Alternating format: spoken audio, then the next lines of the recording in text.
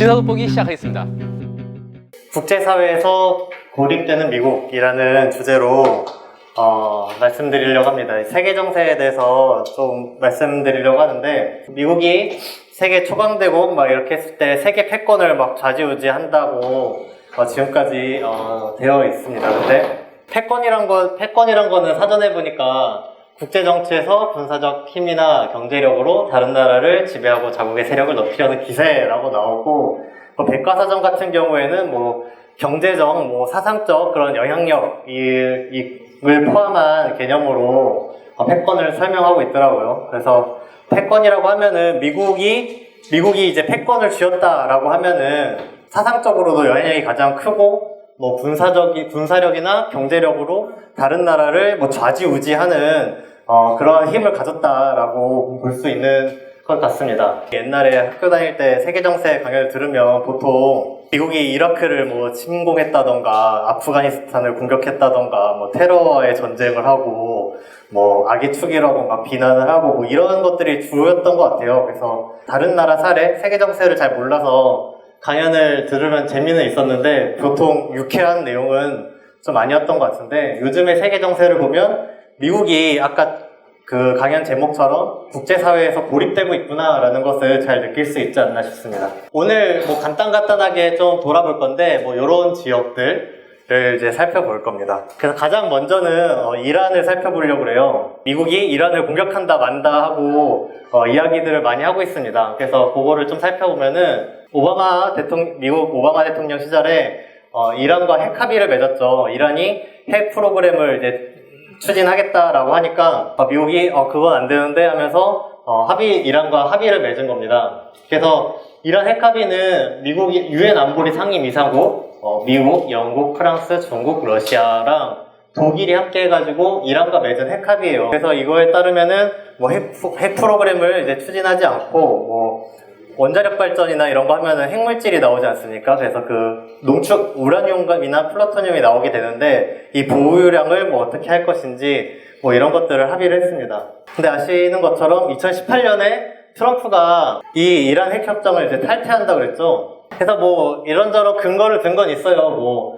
우라늄 비축량이 문제가 있다더니 15년을 기한으로 이란 핵합의를 맺었거든요. 그래서 이 기한을 둔 게 문제가 있다더니 탄도미사일까지 포함해야 된다더니 이런저런 구실을 댔습니다. 그리고 모든 이란이 핵 무기를 보유하고 있는지 안 하는지를 이제 검사를 하는 이런 협정 내용도 있었는데, 이 사찰도 모든 장소에 대해서 해야 된다라고 미국이 주장하고, 이거 많이 보던 이야기죠. 제네바 합의 맺을 때라든가 미국이 주로 하던 레파토리인데, 이런 것들을 요구하면서 이란 핵협정을 이제 깼습니다. 이란이 말을 듣지 않으니까 미국은 이란의 혁명수비대라는 군대 중에 하나입니다. 정규군이 52만 명 정도 규모로 있고, 이란 혁명수비대라고 해가지고 12만, 13만 이런 규모로 군대가 따로 있는데, 이 군대를 테러단체라고 지정을 하면서 경제 교류를 못하게 막고, 그리고 우리나라에서도 최근에 이제 문제가 돼서 석유값, 기름값이 오른다라고 했던 원인이 됐던 것처럼, 이란이 석유를 수출하는 거를 예외 국가를 좀 뒀었습니다. 금지 석유 수출하지 못하도록 이제 제재를 했는데, 몇 개 나라는 이거에서 예외야, 경제적인 피해가 클 수 있으니까 이거는 유예를 해줄게 라고 미국이 해왔었는데, 이거를 중단했죠. 그래서 우리나라도 기름값이 오르고 이런 사태가 있었습니다. 이런 과정에서 미국은 이런 식으로 이란을 비난하면서 이란이 더 많은 것을 내놔야 된다라고 요구하면서 지금 이란을 공격적으로 대하고 있는데, 그럼 과연 미국의 말이 먹히고 있는가 보려고 합니다. 그래서 첫 번째로는 이란 핵협정을 아까 말씀드린 것처럼 미국과 이란이 1대1로 맺은 게 아니에요. 그래서 유럽의 유엔 안보리 상임 이사국들이 다 들어가 있고, 거기에 이제 유럽의 이제 맹주라고 할 수 있는 독일이 껴 있는데, 이 유럽 지역에서는 이란 왜 제재하냐, 이란 핵협정 잘 하고 있는데 이 내용 좋은 것 같은데 왜 미국은 일방적으로 깨냐, 이란이 어긴 것도 없는데 라고 하면서 경제적인 이해관계도 있지 않습니까? 우리나라도 석유 기름값 관련해서 이해관계가 있는 것처럼 유럽에서도 이란과 경제 협력을 해서 서로 이제 경제적 이익을 누렸으면 좋겠는데, 미국이 깨서 미국이 제재하는 바람에 이란과 교류를 할 수 없게 되니까 유럽은 미국의 말을 듣지 않고 이제 반기를 드는 모양새입니다. 미국의 제재가 영향력을 가지는 이유 중에 하나가 석유를 달러로 이제 결제하기 때문이었으니까. 그래서 유럽에서는 이란과 이제 경제 교류를 하기 위해서 달러가 아닌 방법으로 결제를 할 수 있도록, 유로화라든가 이런 방법으로 결제를 할 수 있도록 우회 결제망, 독자 결제 체제를 이제 구축하겠다. 그래서 미국이 이란을 제재하든 말든 간에 우리는 이란과 경제 교류를 하겠다라고 나서고 있습니다. 그래서 유럽이나 이런 데서 미국의 달러 패권에 이제 도전하고 있다라는 기사도 나오고 있고, 이란이 미국에 타협적으로 나오지 않으니까 계속 정세가 격화되고 있습니다. 그래서 이라크나 이란 지역에서 민간인을 철수하는 전쟁 직전에 이런 모습을 보이고도 있는데, 폼페이오는 최근에 이란에게 조건 없이 대화하겠다 이러면서도 이제 중부사령부 중동 지역에서 B-52 폭격기나 이런 것들이 포함된 항공모함을 이제 들이밀어서 폭격 훈련을 진행하면서 전쟁이 임박한 모습을 보이고 있습니다. 이때 그래서 이란은 어떻게 하고 있느냐, 요거를 말씀드리고 싶은 것인데, 이란은 미국이 제재를 하고 우리를 경제적으로 못 살게 하고 경제적으로 타격이 받고 또 전쟁도 할 수 있다, 이렇게 나서고 있는 상황에서 이란은 어떻게 나섰냐면은 이란 혁명 수비대가 세대 사령관이 이렇게 얘기를 했다고 합니다. 적과 전면적인 대결이 임박했다. 역사상 이 순간은 이슬람 혁명의 가장 결정적인 순간이다 라고 이야기를 했답니다. 저는 이 말을 보면서 개인적으로 이란 되게 멋있다 이런 생각을 했는데, 미국이 전쟁을 걸고 있다, 지금 전쟁할 수 있다, 우리는 어떻게 할 거냐, 이 전쟁을 하면 승리로 이끌겠다, 지금 이 미국과 전쟁을 할 수 있는 지금 이 상태가 이슬람 혁명하는 데서 가장 결정적인 순간이다 라면서 미국에 굴하지 않고 맞서 싸우겠다라고 한 겁니다. 그래서 폼페이오가 조건 없이 대화할 수 있다라고 이야기를 했다고 했는데, 이란 대통령은 그에 대해서 미국이 잘못을 깨달아야지 협상을 할 수 있다라고 강경하게 나서고 있습니다. 그래서 이건 혁명 수비대 이제 사진인데, 실제로 미국이 자꾸 트럼프나 이런 사람들이 이란한테 우리 자꾸 건드리지 마라, 전쟁할 수 있다라고 얘기하니까, 이란은 전쟁할 테면 해라, 미국이 주로 이제 다른 나라를 침략할 때 쓰는 항공모함이 이란을 공격하기 위해서 주변에 있게 되면은 이란에 있는 탄도미사일이 항공모함 언제든지 격파시킬 수 있다. 그리고 미국 니네는 이란과 전쟁 시간을 할 수 있는 여력이 없지 않냐 하면서 전쟁을 할 수 있으면 해봐라. 우리는 맞서 싸우겠다라고 나서고 있습니다. 미국이 이란을 지금 공격하고 있는 이유로는 이란이 핵협정을 잘 지키고 있지 않아서도 아니고, 핵협정이 이란과 중동 지역의 평화, 이런 정세 안정에 도움이 되지 않는 것도 아닌데, 미국은 왜 이란 핵협정을 깼냐고 하면은, 이란이 핵협정을 통해서 국제사회로 등장했을 때 중동 지역에서 이란의 영향력이 커지겠다라고 미국은, 트럼프는 지금 우려를 하고 있는 겁니다. 오바마 같은 경우에 핵협정을 맺을 때는 중동 지역에서 이제 정세를 일단 전세 긴장을 조금 완화시켜야겠다라고 생각해서 핵협정을 맺었는데, 트럼프가 돼서 상황이 바뀌었든지 아니면 트럼프 생각에는 생각이 달랐든지, 이란이 이대로 국제 질서로 나오면은 중동 지역에서, 이란은 대표적인 반미 국가 아닙니까? 그래서 중동 지역에서 이란의 영향력이 커지고 미국의 영향력이 줄어들까봐 이것을 군사적으로, 경제적으로 압박을 해보려고 했는데, 이란은 미국의 얘기를 듣지 않고 적극적으로 맞서 싸우고 있는 형국이다. 실제로 이란에서 주장한 대로 미국이 이란을 상대로 전쟁을 할 수 있겠는가 했을 때 좀 어렵지 않겠나. 왜냐면은 시리아에서 내전이 있을 때 미국이 파병을 해서 전쟁을 한 적이 있었죠. 그때 하다가 못 이기겠으니까 트럼프가 철군하자라고 얘기를 했었죠. 그러면서 그때 기억나실지 잘 모르겠지만은 매티스라는 국방장관이 있었는데, 이 사람이 철군 안 돼, 못하겠어 라고 하니까 트럼프는 할 거야 했더니 매티스가 잘려버렸죠. 그러면서 진짜 철군을 진행을 했는데, 그래가지고 미국에선 국방장관이 아직도 임명되지 않고 대행 아닙니까? 셰너헨이라는 사람이 국방장관이라는 중책을 대행으로 지금 하고 있는 상태입니다. 국방장관 하나도 내정하지 못하는 미국이 이란을 상대로 전쟁을 걸 수 있을 것이냐. 그 다음으로 살펴볼 것은 이제 베네수엘라입니다. 베네수엘라는 2000년 이제 중후반쯤에 이제 많이 공부도 하고 그러셨을 텐데, 최근에 소식도 뉴스를 통해서 보셨을 겁니다. 마두로라는 우고 차베스 대통령의 후임 대통령이 된 마두로 대통령이 있는데, 2013년 대선에서 승리를 하고 2018년에서도 대선을 해서 승리를 하면서 지금까지 대통령을 하고 있습니다. 근데 아시다시피 미국이 베네수엘라 이 정권을, 차베스와 그 후계 정권을 굉장히 이제 미워하죠. 그러면서 대선이나 이럴 때 약간 정치적으로 뭐가 뽀글뽀글 문제가 있었어요. 그런 와중에 2019년에 이제 올해 초에 후안 과이도라는 젊은 국회의장이 있었는데, 이 사람이 이제 국제사회가 마두로를 지지하지 않는다, 뭐 정세 판단을 뭐 했는지 불현듯 이제 내가 대통령이다라고 선언을 하면서 앞으로 마두로 대통령은 대통령이 아니고 내가 대통령이다라고 선언했습니다. 민중의 소리에 올라온 이제 번역 기사를 보면은 후안 과이도에 대해서 좀 알 필요가 있는데, 후안 과이도라는 사람이 2007년 막 이럴 때 차베스를 반대하는 학생운동이 베네수엘라에서 있었다고 합니다. 이거는 뭐 미국에서 명명한 것 같은데 뭐 2007년 세대 뭐 이런 식으로 부르는가 봐요. 이때부터 미국이 이 반정부 학생운동을 했던 사람들을 관리를 했다고 합니다. 그래서 학생운동을 어떻게 하면 될 것인지, 그리고 만약 폭력 투쟁을 하면 어떻게 해야 될 것인지 막 이런 것들을 교육을 하고 지도를 하고 있다고 하는데, 이 후안 과이도 국회의장이 이 선언, 내가 대통령이다라면서 이제 반정부 쿠데타 시도를 시작하기 전에 마이크 펜스 부통령의 전화를 받고 했다고 그 기사에 따르면 이야기를 하더라고요.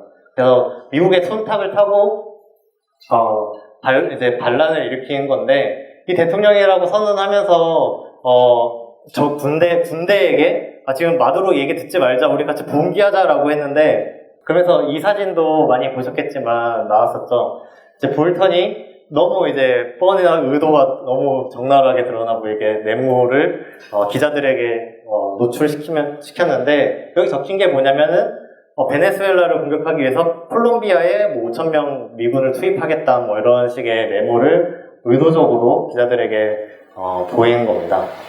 그래서 미국은 베네수엘라를 군대를 파견해서 공격할 의사를 보이면서 과이도가 내부에서 군대를 향해서 이제 봉기를 이제 호소하면서 막 쿠데타를 시도했는데, 결국에는 이제 지금은 실패한 상황이죠. 이러면서 마두로가 과이도와 이제 쿠데타, 이제 시위, 뭐 이런 것들을 진압을 하는 과정에서 이런 말을 했다고 합니다. 한 줌밖에 안 되는 반역자들은 군의 명예와 통합, 응집력과 이미지를 더럽히지 못한다. 언젠가 미 제국이 감히 우리 영토와 신성한 땅을 건드리려 한다면 무게를 들고 조국을 지킬 준비가 되어 있어야 한다. 라면서 베네수엘라도 아까 이란과 마찬가지로 미국이 압박을 하고 국내의 어떤 반역자들이 이렇게 나서고 있는데, 이들은 한 줌밖에 안 되고 우리는 우리의 자주권, 우리 영토를 조국을 지키기 위해서 무게를 들고 나서야 된다라고 하고 있습니다. 그래서 베네수엘라도 미국의 이런 미국의 어떤 공작으로 인해서 쿠데타 시도가 일어났는데, 이것들을 이기고 실제로 이제 쿠데타 시위 같은 거는 진압이 됐고 과이도는 이제 도망 다니고 있는 상태입니다. 그래서 이런 것들 진압하고 자기의 갈 길을 가고 있는 걸로 보입니다. 여기서 조금 한국 정부에게 유감이 있는 것이, 과이도가 이제 내가 대통령을 선언을 했잖아요. 그랬더니 1월에 임시 대통령으로 취임 선서한 과이도 국회의장을 임시 대통령으로 인정한다라면서 나섰는데, 좀 안 그랬으면 좋겠다라는 생각이 드네요. 지금 상황에서 베네수엘라랑 경제 교류를 하려면 어떻게 할 거예요? 가만히나 있든가. 너무 오히려 미국의 맹목적으로 따르다가 잘못된 사례를 내겠죠. 그래서 미국의 이런 반미 국가들이 미국에 맞서가지고 미국의 압박에 굴복하지 않는 것도 있는데, 한편으로 유럽에서도 미국의 이제 반기를 드는 자주적인 행보를 보이고 있습니다. 유럽이라고 하면은 미국의 전통적인 우방이라고 할 수도 있을 텐데, 말씀드리고 싶은 것은 유럽군 창설 문제예요. 유럽에서 독일과 프랑스를 이제 메르켈 총리와 마크롱 대통령이 주도해서 유럽군을 창설하려고 준비를 하고 있습니다. 당연히 이제 미국은 유럽을 지배하기 위한 군사적인 수단으로 나토를 갖고 있지 않습니까? 그래서 나토 사령관도 미국인이 하면서 군사 패권을 나토를 통해서 유지를 하고 있는데, 그러니까 유럽군을 만든다는 거는 유럽이 미국의 군사 패권에서 벗어나서 자주적인 군대, 자립적인 군대를 갖겠다라는 뭐 이야기 아닙니까? 그래서 트럼프 대통령은 유럽에게 유럽군 만들지 마라. 나토에서 왜 벗어나려고 하냐? 니네 유럽군 만들려고 하면은 제재하겠다. 뭐 이러면서 또 제재 타령을 하고 있는데, 유럽에서는 뭐 이런 식으로 대응을 하고 있습니다. 미국이 수년간 뭐 요구해온 일 아니냐라고 대응을 했는데, 이것은 무슨 일이냐면은 뭐 이런 겁니다. 알다시피 우리나라에서도 영향을 줬던 것처럼 방위비 분담금을 부자 나라들이 안 내고 있다. 나토에 대해서 나토 분담금을 미국이 지금 많이 부담하고 있는데 공평해야 된다라고 얘기하니까 유럽이 분담금을 더 많이 감당해야 된다는 점에서 동의하고 이건 내가 유럽군을 창설을 제안한 것과 일치한다라면서 대꾸를 한 거예요. 그래서 유럽은 근데 조금 이 방위 분담금에 대해서 우리나라보다도 더 빡칠만 하다고 전 생각하는 게 내년까지 110조를 증액을 한다고 합니다. 방위비 분담금을. 나토의 유럽 방위비 분담금이 기존에 한 350조 원 정도 됐는데 트럼프가 2배로 올리라고 했어요. 그러면 한 700조 원 되잖아요. 2020년까지 110조를 증액하겠다라고 지금 하고 있는데 이런 이제 부당한 행위들도 미국에 있었죠. 미국과 이제 전통적인 우방국이고 같은 이제 자본주의 진영 뭐 이렇긴 하지만은 미국의 이런 입김 속에서 벗어나야 되겠다라고 생각하면서 유럽군 창설을 좀 추진을 하고 있는 상태입니다. 사실은 여기서 좀 약간 우습게 된 게 원래 유럽군에 대한 논의가 계속 있었어요. 유럽에서는 유럽 자체 군대가 있어야 되지 않겠냐라고 했는데 영국과 미국은 엄청난 이제 동맹 관계, 거의 뭐 형제 관계 아닙니까? 그래서 영국이 계속 막아나서고 있었던 건데, 영국이 최근 브렉시트를 이제 한다고 막 하면서, 이제 이걸 막을 명분이 없어진 거예요. 영국이 유럽에 대해서 영향력을 발휘할 수 없는 상태가 되면서, 유럽군 창설도 점차 가시화되고 있다라고 볼 수 있습니다. 세계를 이제 번역을 나눌 때 뭐 아시아, 뭐 미국, 뭐 이렇게 아프리카, 한편으로는 유럽을 이야기하는데 이 유럽 지역 전체에서 미국의 군사 패권이 송두리째 날아갈 수 있는 미국에게서는 되게 중요한 패권이 유수가 일어나고 있다고 볼 수 있는 것 같습니다. 그 다음으로 터키의 사례를 말씀드릴까 합니다. 터키 같은 경우에는 혹시 기사를 보셨는지 모르겠지만 최근 그 S-400 러시아 미사일을 도입하는 데서 미국과 마찰을 겪고 있습니다. 이 S-400이란 거는 이제 미사일인데 이제 이거를 가격도 싸고 성능도 우수하다고 그래요. 그래서 터키의 에르도안이라는 대통령이 이 미사일을 살래라고 했는데 터키는 아시는 것처럼 우리나라 한국 전쟁 때도 뭐 가장 먼저 파병했다고 해가지고 뭐 형제 나라 뭐 이런 이야기도 하는데 전통적인 이제 친미 국가였지 않습니까? 근데 터키가 S-400 미사일을 도입한다고 하니까 미국에서는 F-35 이제 전투기를 터키가 사기로 했었는데 이거 안 준다. 니네 S-400 너 사들이지 마라 라고 이야기를 했습니다. 에르도안 대통령은 미사일 사는데 이거 터키의 수권 아니냐, 이를 논쟁의 소재로 삼는 시도 자체를 인정할 수 없다라고 반발하고 나섰고, 아카르라는 국방장관은 미국이 제재를 한다고 하는데 이거에 대해서도 우린 준비하고 있다. 미국이 자꾸 무기 강매를 하는 거가 신물이 난다. 터키는 항상 무기를 사고 미국 언제나 미국을 파는 이런 개념은 이제 끝났다라면서 신물이 난다라고 하면서 미국이 제재하려면 해라. 우리는 이거 주권인데 왜 간섭하냐 하면서 미국에 맞서고 있습니다. 그래서 우리나라랑도 되게 사실 여러 가지로 이제 비교가 되는 행보를 보이고 있죠. F-35 같은 경우에는 우리나라의 경우에만 봐도 어떻습니까? 팔기는 파는데 사소한 이제 수리를 하려고 해도 일본이나 다른 나라로 반출해가지고 수리를 하는 조건이지 않습니까? 그래서 페인트가 조금만 벗겨져도 일본으로 가져가서 페인트 칠을 다시 하고 다시 들어오는 이런 지경인데, S-400 같은 경우에 실제로 러시아가 터키에게 유리한 조건을 줬어요. 기술 이전도 해주겠다라고 하고, 그 차기 무기인 S-500 같은 경우에는 공동 생산하자라면서 터키에게 가격도 싸고 유리한 조건을 제공하고 있는데, F-35는 또 그렇지도 않지 않습니까? 그래서 터키가 S-400을 도입하려고 미국의 반발도 무릅쓰고 도입을 하려고 하고 있습니다.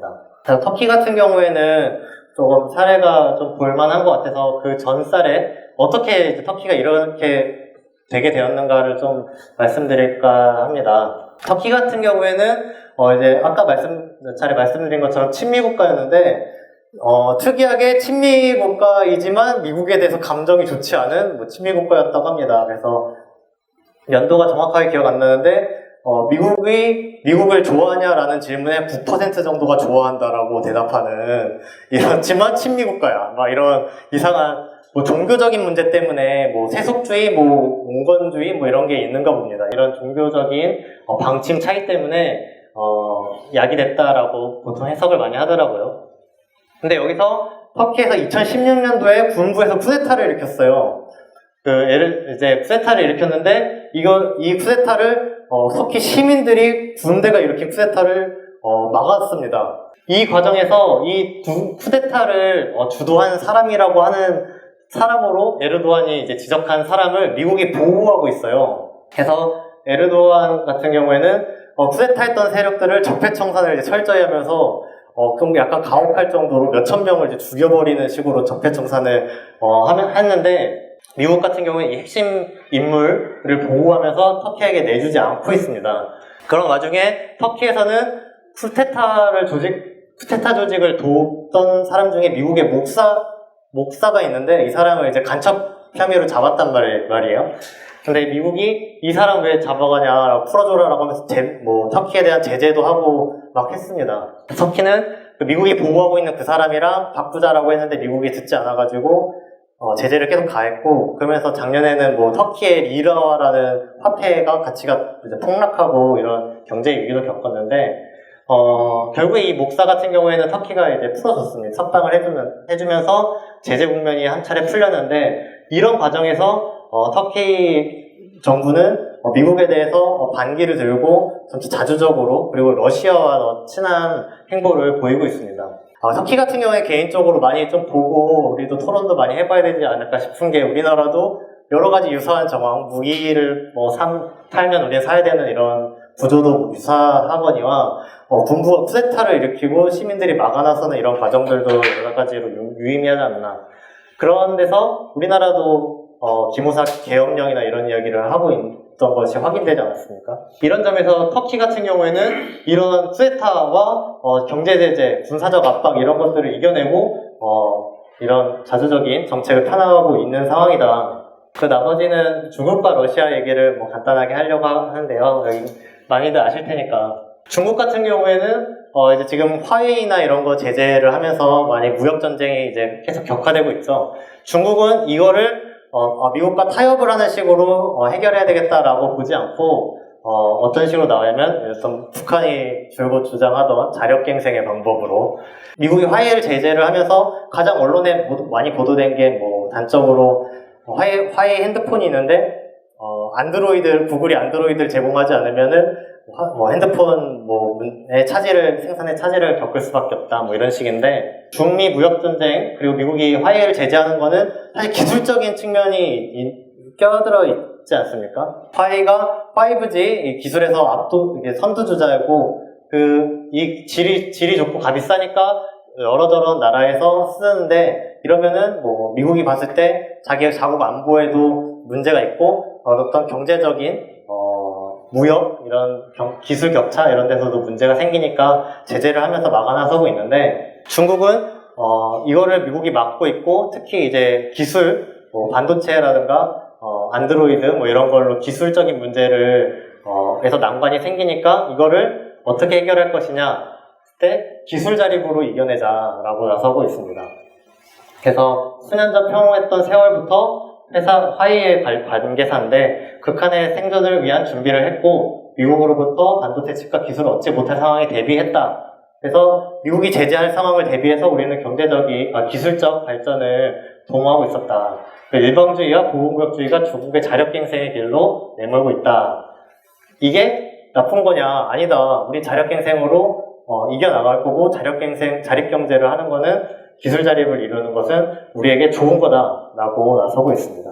러시아 같은 경우도 마지막으로 보면 러시아 같은 경우에 뭐 약간 크게 할 말이 없죠. 전 세계에서 뭐 중동이나 뭐 이런 중동이나 이제 남미 이런 데서 미국과 반미 세력들이 충돌을 할 때 러시아가 이런저런 식으로 지원을 하고 있고, 특히 이제 북러 정상회담 봤을 때 이 장면은 서로에게 이제 도금을 이제 선물하는 이제 사진이죠. 그래서 아시겠지만은 이때 주고받은 이야기가 뭡니까? 푸틴 대통령은 김정은 위원장에게 이제 도금을 선물하면서 동전을 이제 쥐어주는 걸 했죠. 푸틴 대통령은 이걸 악의를 품지 않았다라는 뜻으로 이제 돈을 주는 풍습이 있다라고 했는데, 이게 뭐 악의뿐만 아니라 여러 가지 뭐 나쁜 기운이 있지 않도록 하는 문화가 있는데, 푸틴 대통령도 마찬가지로 김정은 위원장에게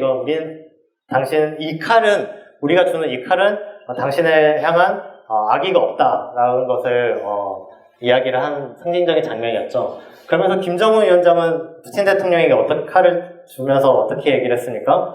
이 칼은 절대적인 힘을 상징한다라고 이야기를 했습니다. 이 장면만 해석해보면은 북한과 러시아는 절대적인 힘을 서로 이제 나누면서 서로에게 악의를 품지 않았다라는 걸 확인하는 선물 교환식이라고 할 수 있는데, 이 칼끝이 서로를 향하는 게 아니면 어디를 향하겠는가, 미국을 향하는 거 아니겠는가라는 생각이 들고, 이 정상회담에서 푸틴 대통령이 이런 이야기를 했어요. 우리는 주먹의 법이 아니라 국제법이 세계 정세를 결정하도록 하자는 것이다. 이제 주먹의 법은 힘으로, 패권으로 불합리한 것을 상대방에게 강요하려는 국제 질서에서 벗어나서 공정한 이런 질서를 얘기하는 거겠죠. 이런 질서를 만들려는 것이다. 우리가 이를 달성하는 것은 한반도 문제와 같은 복잡한 상황을 해결하는 여정에서 가장 중요한 첫 번째이자 가장 중요한 행보가 될 것이다. 그래서 북한과 우리는 한반도 문제를 해결하고 국제 질서를 공정하게 만드는 데서 같이 나설 것이다. 이런 얘기를 한 셈입니다.